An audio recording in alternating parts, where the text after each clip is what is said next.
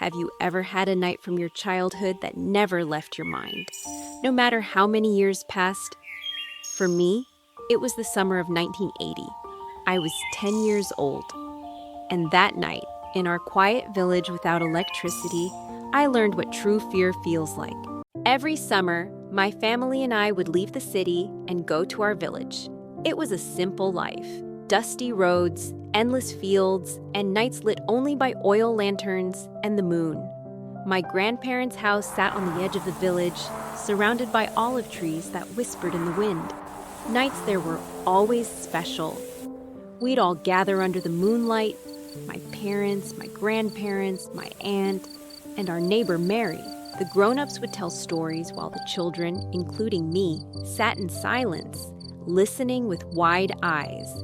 But the stories were never simple. They were about ghosts that haunted wells, jinn that lived in shadows, and creatures that appeared when the lantern light began to fade. I used to love those stories until the lantern started to die out. That night, when it was time to sleep, I lay in bed staring at the ceiling. The room was quiet, too quiet, and suddenly, every sound outside started to feel alive. The curtain moved gently, and in the dim light, it looked almost like a white figure standing beside my bed. I blinked once, twice, but it was still there, swaying slowly. Outside, the wind blew stronger.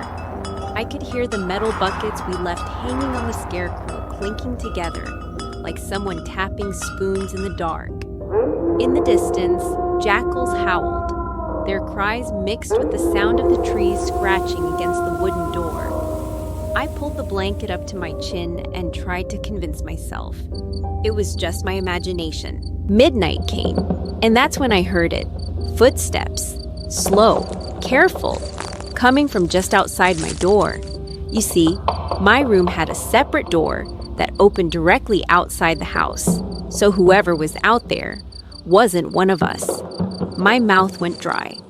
My heart started pounding so fast, I could hear it in my ears.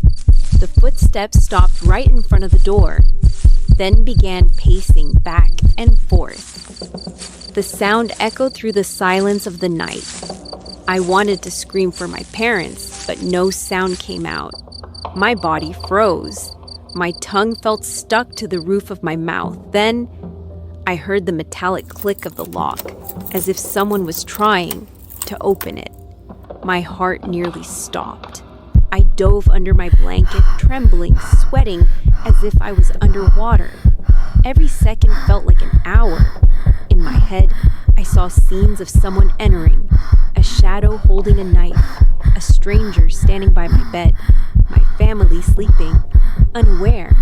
Half an hour passed, maybe more. And then, the sound of footsteps slowly faded away into the night.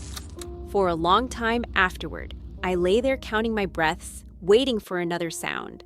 But there was nothing. When the first light of morning crept into the room, my body was stiff and cold. The sound of roosters and the villagers heading to their fields filled the air again. That's when I finally dared to open the door. Outside, the earth was still damp with dew.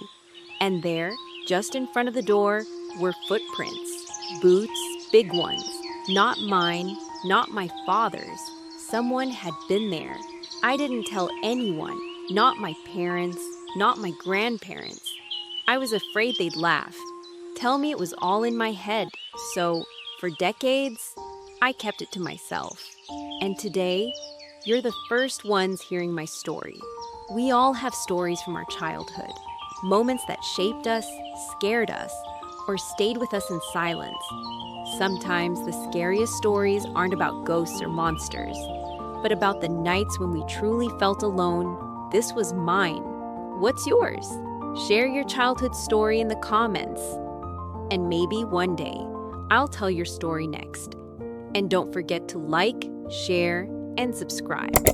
Because every story, no matter how small, deserves to be heard.